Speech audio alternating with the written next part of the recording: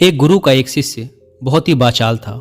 वह हर समय बोलता रहता, दिन भर इधर उधर की बातें करता, भिक्षाटन के लिए जाता तो हर घर से एक नई कहानी लेकर आता और आश्रम के दूसरे शिष्यों को सुनाता।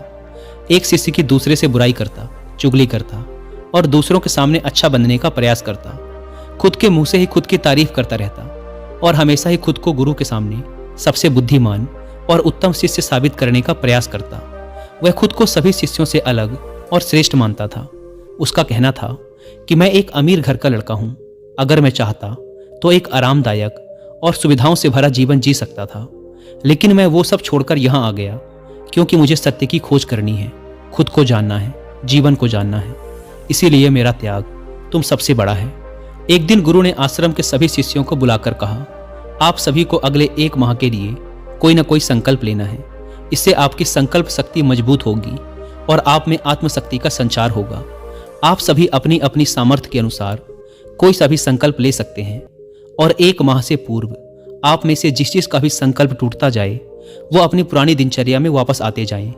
सभी शिष्यों ने अपनी शक्ति के अनुसार छोटे बड़े संकल्प लिए और गुरु को अपने अपने संकल्प के बारे में बताकर वहां से चले गए। लेकिन वो बातूनी शिष्य खुद को सबसे अलग और बड़ा दिखाना चाहता था, इसीलिए वो सीधे गुरु की कुटिया में पहुंच गया और बोला, मैं कोई छोटा मोटा संकल्प नहीं लेना चाहता, बल्कि खुद की ही भांति एक बड़ा और महान संकल्प लेना चाहता हूं। कृपया आप ही बताएं, क्या संकल्प लेना चाहिए मुझे। उस बातूनी शिष्य की यह बात सुनकर गुरु मुस्कुराए और बोले, क्या तुम मेरे द्वारा दिए गए संकल्प को पूरा कर पाओगे? क्या तुम्हारे लिए उसे पूरा करना संभव होगा? नहीं, वो तुम्हारे लिए संभव नहीं है। तुम उसे पूरा नहीं कर पाओगे, इसीलिए तुम खुद ही कोई संकल्प ढूंढ लो। शिष्य ने कहा, नहीं गुरुदेव, आप जो भी संकल्प मुझे देंगे मैं जरूर उसे पूरा करूंगा, आप बताएं तो सही। गुरु ने कहा, ठीक है, तो तुम अगले 1 माह तक चुप रहोगे, मुंह से एक शब्द भी नहीं निकालोगे, यही तुम्हारा संकल्प है। शिष्य ने कहा, गुरुदेव, यह भी कोई संकल्प है? यह तो बहुत ही आसान है। 1 माह तक चुप ही तो रहना है। कोई बड़ा संकल्प दीजिए जो मेरी योग्यता के लायक हो, जिसे पूरा करने में मुझे समस्या हो। गुरु ने कहा, पहले तुम इस संकल्प को तो पूरा करके दिखाओ। शिष्य ने गुरु की बात मान ली।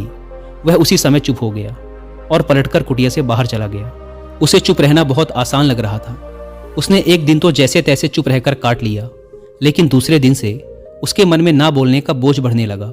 तीसरे दिन उसे भारीपन महसूस होने लगा और चौथे दिन उसके अंदर एक अजीब सी बेचैनी होने लगी, क्योंकि आसपास आश्रम के सभी शिष्य एक दूसरे से बातें कर रहे थे। वो भी अपना पक्ष उनके सामने रखना चाहता था, उनकी बोलती बंद कर देना चाहता था, लेकिन उसका संकल्प उसके आड़े आ रहा था। इसीलिए वो पूरे दिन सिर्फ मुंह और आंखें बनाता रहता। इसी तरीके से कुछ दिन और बीते और वह शिष्य बीमार पड़ गया। उसका सर फटा जा रहा था, उसका खाने पीने तक का मन नहीं कर रहा था, वह सिर्फ बोलना चाहता था। वह गुरु के पास गया और उनके सामने बैठकर लिखकर उन्हें बताया, गुरुदेव, मैं बोलना चाहता हूँ, बिना बोले मुझे सांस नहीं आ रही, मेरा दम घुटा जा रहा है, मैं अंदर ही अंदर पागल हुआ जा रहा हूँ, मैं क्या करूँ? संकल्प तोड़ दूं क्या? यह पढ़कर गुरु मुस्कुराए और बोले, संकल्प तो तोड़ने के लिए ही होते हैं, लेकिन जो अपने संकल्प को पूरा कर लेता है वही अपनी आंतरिक शक्ति को बढ़ा पाता है, और जो अपनी आंतरिक शक्ति को बढ़ा लेता है वह समझ और जागृति की राह पर आगे बढ़ जाता है। संकल्प का लेना भी तुम्हारे ही हाथ में था और इसे तोड़ना भी तुम्हारे ही हाथ में है। तुम्हारे बहुत से गुरु भाई अपने संकल्प को तोड़कर अपनी पुरानी दिनचर्या पर वापस आ चुके हैं। अगर तुमसे नहीं हो पा रहा तो तुम भी संकल्प तोड़कर अपनी पुरानी दिनचर्या पर वापस जा सकते हो। लेकिन याद रहे, अगर आज तुम इस छोटे से संकल्प को नहीं संभाल पा रहे तो तुम अपनी बाकी की पूरी जिंदगी को कैसे संभाल सकोगे? मुझे इस पर शक है। बाकी फैसला पूरी तरह से तुम्हारे हाथों में है। गुरु की यह बात शिष्य के दिल में चोट कर गई। वह बिना कुछ बोले वहां से वापस चला गया और खुद को अपनी कुटिया में बंद कर लिया। वह केवल अपने जरूरी कामों के लिए ही कुटिया से बाहर निकलता, बाकी सारे समय कुटिया के अंदर ही बैठा रहता। 15 दिन बीत चुके थे और आश्रम के लगभग सभी शिष्यों का संकल्प अब तक टूट चुका था, लेकिन उस वाचाल शिष्य का संकल्प अभी भी जारी था। संकल्प लेने के बाद से अब तक उसने एक शब्द भी ना बोला था। सारा आश्रम हैरान था कि इतना बोलने वाला इंसान चुप कैसे हो गया। 15 दिन बीतने के बाद वह दोबारा अपने गुरु के पास गया और लिखकर बताया, हे गुरुदेव, मैं बाहर से तो चुप हूं, लेकिन मेरे भीतर बहुत सी आवाजें हैं, बहुत सी चीख पुकार और शिकायतें हैं। मैं अंदर ही अंदर बात करता रहता हूँ। मेरा मन तरह तरह के प्रश्न पूछता रहता है। मैं बाहर से जितना मौन हूँ, भीतर से उतने ही शोर शराबे से भरा हुआ हूँ। मुझे शक हो रहा है, क्या मेरा संकल्प अभी भी जारी है? गुरु ने कहा, हाँ, तुम्हारा संकल्प अभी भी जारी है, लेकिन जब तक लोगों की ये आवाज़ें तुम्हारे कानों में पड़ती रहेंगी, तुम्हारा मन बोलता रहेगा, क्योंकि इसे तो आदत है बोलने की। तुम भले ही बाहर से चुप रहो, लेकिन तुम अंदर ही अंदर बोलते रहोगे। तुम्हें इन बातों से, इन आवाज़ों से दूर जाना पड़ेगा। शिष्य गुरु को प्रणाम कर वहां से चला जाता है और सुबह होते ही अपनी कुटिया छोड़कर जंगल की तरफ चला जाता है। कई दिन बीत जाते हैं, संकल्प का समय भी पूरा हो जाता है, लेकिन वो शिष्य लौट कर नहीं आता। आश्रम में सभी को डर था कि कहीं जंगली जानवरों ने उसे खा न लिया हो। इस बीच उसे ढूंढने की बहुत कोशिश की गई, लेकिन वो कहीं नहीं मिला। सभी गुरु भाइयों ने मान लिया था कि जंगली जानवरों ने उसे अपना शिकार बना लिया है, लेकिन गुरु को ऐसा नहीं लगता था। एक दिन आश्रम का एक शिष्य गुरु के पास आया और बोला, गुरुदेव, उस वाचाल शिष्य के साथ क्या हुआ होगा? क्या जानवरों ने उसे मार दिया होगा? गुरु ने कहा, हो सकता है कि जानवरों ने उसे अपना शिकार बना लिया हो, लेकिन उसके ना लौटने की एक दूसरी वजह भी हो सकती है। शायद उसे वो मिल गया है जिसके लिए वो गया था। शिष्य ने पूछा, गुरुदेव, क्या ज्यादा बोलना इतना हानिकारक होता है? गुरु ने कहा, इंसान के जीवन के बहुत सारे दुखों में से एक दुख ये भी है कि वो कभी चुप नहीं रह सकता, हमेशा कुछ ना कुछ बोलता ही रहता है। सिर्फ हमारे बोलने के कारण हमारे आधे से ज्यादा दुख पैदा होते हैं। परिवार के अधिकतर झगड़ों की वजह हमारा बेमतलब बोलना ही होता है। हम में से कोई भी चुप नहीं रहना चाहता, हम बस सामने वाले को सुना देना चाहते हैं। जो भी हमारे मन में है सब निकाल कर उसके मन में बैठा देना चाहते हैं। उसे समझा देना चाहते हैं कि देख, तू गलत है और मैं सही। आखिर ये कहाँ तक उचित है, क्योंकि दूसरा भी तो यही कर रहा है। और इस तरीके से सब एक दूसरे की सड़ी गली बातों को ग्रहण कर रहे हैं। फिर समय के साथ उन्हीं बातों की परतों को उकेरते रहते हैं और एक दूसरे को सुनाते रहते हैं। इस तरीके से सुनने और सुनाने का यह काम जिंदगी भर चलता रहता है, लेकिन इस नासमझी में हम खो देते हैं अपना समय, अपना जीवन, अपनी समझ और सबसे महत्वपूर्ण वो कीमती पल जो जिए जा सकते हैं, जिनको अनुभव किया जा सकता है, जिनमें आनंद को प्राप्त किया जा सकता है। लेकिन इसके बदले हमें मिलता क्या है? कुछ नहीं, सब व्यर्थ और बर्बाद हो जाता है। इस पागलपन में हमने क्या खो दिया, इसका एहसास केवल कुछ ही लोगों को हो पाता है। बाकी लोग जैसे उन्हें अपने आने का पता नहीं, वैसे ही उन्हें अपने जाने का भी पता नहीं चल पाता। शिष्य ने कहा, तो फिर इसका समाधान क्या है? गुरु ने कहा, पूरी जागरूकता के साथ अपने विचारों को देखना, यही एकमात्र तरीका है सारी मानसिक समस्याओं का। दोस्तों, वर्तमान में रहकर पूरी जागरूकता के साथ अपना काम करना जिंदगी में चमत्कारिक बदलाव ला देता है। ऐसा कहना है फेमस जैपनीज जेन मास्टर सुनरियो सुजुकी का, जिन्होंने अपनी किताब जेन माइंड बिगिनर्स माइंड में डिटेल से समझा रखा है कि कैसे एक व्यक्ति अपने रोज के कामों को करने के साथ भी अवेयरनेस यानी जागरूकता का अभ्यास कर सकता है और एक mentally stable and happy life जी सकता है। अगर आप चाहें तो इस किताब की हिंदी में समरी भी सुन सकते हैं कुक एफएम ऐप पर। यह बुक समरी आपको अपने आप से मिलाने में मदद करेगी और आपके जेन माइंड को जगाएगी। जेन माइंड एक ऐसा मन होता है जिसमें सैलाब से उमड़ते विचारों को भी शांत करने की क्षमता होती है। इस बुक समरी को अच्छे से समझने के बाद एक स्वतंत्र, खाली और शांत दिमाग आपकी पर्सनैलिटी का हिस्सा बन जाएगा। और कुकू एफएम की बात करें तो यह इंडिया का सबसे बड़ा ऑडियो शो प्लेटफॉर्म है, जहां पर आप 10,000 से भी ज़्यादा ऑडियो शोज को सुन सकते हैं, वो भी 7 इंडियन लैंग्वेजेस में, और इनकी इंपॉर्टेंट बातों के नोट्स बनाकर उन्हें बात के लिए सेव भी कर सकते हैं। आपकी और मेरी तरह 2.5 मिलियन से भी ज़्यादा पेड सब्सक्राइबर्स हर रोज इस एप्लीकेशन का यूज़ कर रहे हैं। वैसे इस प्लेटफॉर्म का मंथली सब्सक्रिप्शन पड़ता है 99 रुपीज़ का, लेकिन अगर आप यूज़ करते हैं कूपन कोड WI50 तो आपको इसके फर्स्ट मंथ के सब्सक्रिप्शन पर मिलेगा 50% का डिस्काउंट, यानी ये आपको पड़ेगा 99 की बजाय सिर्फ 49 रुपीज़ का। ऐप को डाउनलोड करने की link description and first comment पर मिल जाएगी। आइए कहानी पर वापस लौटते हैं। उस वाचाल शिष्य को आश्रम छोड़कर गए हुए 3 महीने का समय बीत चुका था, लेकिन उसकी कोई खबर ना थी। अब तक तो सभी गुरु भाइयों ने भी उसके वापस लौटने की उम्मीद छोड़ दी थी, लेकिन एक दिन वह आश्रम लौट आता है। उसे देखकर सभी के आश्चर्य और खुशी का ठिकाना ना रहा। लेकिन अब वो नहीं था जो यहाँ से गया था, वो कुछ और ही बनकर वापस आया था। उसके अंदर एक गजब का बदलाव महसूस किया जा सकता था।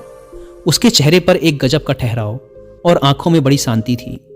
आश्रम में आते ही सभी गुरु भाइयों ने उसे चारों तरफ से घेर लिया और बातें करने लग गए। वह भी अपने गुरु भाइयों से बातें करने लगा। उससे बात करने वाले सभी शिष्यों ने यह अनुभव किया कि अब वह पहले जैसा उतावला और बातूनी नहीं रह गया था। उसके मुंह से एक एक शब्द बहुत ही सुलझे हुए और मधुरता के साथ निकल रहे थे। थोड़ी देर तक गुरु भाइयों से बात करने के बाद वह सीधा गुरु की तरफ चला गया। उसने गुरु के चरण छुए और कहा, गुरुदेव, क्या मैं अब भी मौन हूं? क्या अब भी मेरा संकल्प जारी है? गुरु ने कुछ देर तक शिष्य की आंखों में बड़े ध्यान से देखा और कहा, हाँ, तुम अब भी मौन हो। तुम्हारे मुंह से एक भी शब्द निकल नहीं रहा और तुम्हारा संकल्प अभी भी जारी है। शिष्य ने कहा, गुरुदेव, जब मैं आश्रम से गया तो मैं मुंह से तो चुप था, लेकिन मेरे अंदर बहुत सी आवाजें थीं, मन में बहुत से प्रश्न थे और वो बंद नहीं हो रहे थे। तो मैं जंगल में और गहरा चला गया, इस उम्मीद से कि वहां मुझे शांति मिलेगी और मेरे मन की बकबक कम हो जाएगी। लेकिन मैं जितना एकांत में जाता गया, मेरे अंदर की आवाज उतनी ही तेज होती गई। मेरे भीतर की और पुरानी से पुरानी आवाज मुझे सुनाई देने लगी। तब जाकर मैंने महसूस किया कि मैं कितना गलत कर रहा था। जब मैं अपने परिवार वालों, दोस्तों और गुरु भाइयों को बुरा भला कहता था तो उस समय मुझे लगता था कि मैं सही कह रहा हूँ। जब मैं गुरु भाइयों की एक दूसरे से चुगली करता और उनका मजाक बनाता, तब भी मुझे यही लगता था कि मैं उनसे बेहतर हूँ और मैं सही कर रहा हूँ। लेकिन उस दिन मैंने पहली बार महसूस किया कि मैं कितना गलत बोलता था। काफी दिनों तक ये आवाजें, ये शिकायतें मेरे अंदर चलती रहीं, लेकिन धीरे धीरे करके एक दिन ये सारी आवाजें मेरे अंदर से समाप्त हो गईं। अब मैं भीतर से भी मौन हो गया। उस घने जंगल में बाहर से कोई बोलने वाला था नहीं और भीतर कोई आवाज शेष न बची थी। मैं उस दिन पहली बार मौन का सही अर्थ समझा। मेरे चारों तरफ बहुत शांति थी। हालांकि अभी भी कुछ आवाजें आ रही थी जो पहले भी आती थी, लेकिन मैं उन्हें सुन नहीं पाता था। पर अब वो सभी आवाजें मुझे स्पष्ट रूप से सुनाई दे रही थी। हवा के चलने की आवाज, चिड़ियों के चहकने की आवाज, पानी के बहने की आवाज, भंवरों के गुनगुनाने की आवाज, ये सभी आवाजें मैंने पहली बार पूरे होश पूर्वक सुनी। अपने चारों तरफ इतनी शांति मैंने पहले कभी महसूस नहीं की थी। तो इस शांति को भंग करने के लिए मैंने पहली बार अपने मुंह से कोई शब्द निकाला। मैं चिल्लाया, हे ईश्वर, ये कैसी शांति है? सभी कुछ इतना शांत क्यों है? ऐसा क्या हो गया?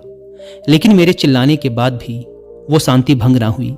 सब कुछ पहले के जितना ही शांत था, बाहर भी और भीतर भी। हे गुरुदेव, मैंने अपने गुरु भाइयों से बात की, मैंने आपसे बात की। मैं बोल रहा हूँ, मैं चल रहा हूँ, मैं सब कुछ देख रहा हूँ, लेकिन मैं अपने भीतर एकदम एकांत में हूँ, मौन में हूँ। भीड़ में होता हूँ तब भी भीतर से अकेला एकांत में होता हूँ। जब मैं खुद में भी शोर करना चाहता हूँ तब भी एकांत में ही होता हूँ। अब सब दिखाई पड़ने लगा है, सब सुनाई पड़ने लगा है। गुरु ने कहा, जब तक हम बाहर की तरफ बोलते रहेंगे, भीतर अशांति ही रहेगी। जिस दिन हम भीतर की तरफ मुड़ जाएंगे, फिर बाहर हमारे मुंह से कुछ भी निकले, हम शांत ही रहेंगे। दुनिया में जितनी भी बुराइयां हैं, ज़्यादातर हमारे बोलने से ही उत्पन्न होती हैं, क्योंकि हम चुप रहना नहीं चाहते। हम जितनी ज़रूरत है उससे कहीं ज़्यादा बोलते हैं। हम सामने वाले को सुनना नहीं चाहते, बल्कि उसकी बोलती बंद कर देना चाहते हैं। उसे समझा देना चाहते हैं कि मैं कौन हूँ, दिखा देना चाहते हैं उसे अपनी सारी सामर्थ्य। बस यही हमारी ज़िंदगी का मकसद बनकर रह जाता है। हमारी सारी ऊर्जा इस व्यर्थ के बोलने में बर्बाद होती रहती है। ऐसे पति पत्नी का जीवन दुखों से भर जाता है, जो हमेशा एक दूसरे को सुनाने में लगे रहते हैं। कभी एक दूसरे को सुनना नहीं चाहते, समझना नहीं चाहते, और चुप रहना तो उन्होंने कभी सीखा ही नहीं, क्योंकि चुप रहना उन्हें छोटा महसूस करवाता है। दुनिया की सभी लड़ाइयों का कारण हमारा बोलना ही है। इसीलिए हमें सिर्फ उतना ही बोलना चाहिए जितना जरूरी हो, क्योंकि व्यर्थ का बोलना ऊर्जा को नष्ट करना है, और ये बोलना ही हमें कभी अपने भीतर की ओर लौटने नहीं देता, क्योंकि यह हमें बाहर की ओर खींच कर रखता है। और बाहर है ही क्या इस संसार के अलावा। लेकिन अगर अपने भीतर के संसार की ओर मुड़ना है तो इस मुंह को बंद ही रखना चाहिए। इसीलिए जितने भी बुद्ध हुए, आत्मज्ञानी हुए, वो सभी एकांत की ओर भागे, ताकि उन्हें ज़्यादा बोलना ना पड़े, ज़्यादा सुनना ना पड़े। वो एकांत में रहे और शांत रहे, इसीलिए आसानी से भीतर की यात्रा कर पाए। लेकिन अगर कोई चाहे तो इस संसार में रहकर भी एकांत में रह सकता है, शांत रह सकता है। लेकिन इसके लिए उन्हें अपनी ऊर्जा बचानी होगी, जिसे वो अब तक अपने व्यर्थ के शब्दों में बर्बाद कर रहे थे। दोस्तों, इस कहानी की सीख यही है कि व्यर्थ का बोलना ऊर्जा को नष्ट करना है, और यह बोलना ही हमें अपने भीतर की ओर लौटने नहीं देता, क्योंकि यह हमें बाहर की ओर झुकाए रखता है। और जिन्हें भीतर की यात्रा करनी है उन्हें अपने मुंह को बंद ही रखना चाहिए। मुझे उम्मीद है कि आपको यह कहानी पसंद आई होगी और काफ़ी कुछ सीखने को मिला होगा। अवेयरनेस को प्रैक्टिस करने और अपने जेन माइंड को जगाने के लिए आप कुकू एफएम पर जेन माइंड बिगिनर्स माइंड किताब की हिंदी में समरी सुनना ना भूलें। और मंथली सब्सक्रिप्शन पर 50% डिस्काउंट के लिए आप WI50 कूपन कोड का इस्तेमाल भी कर सकते हैं। धन्यवाद।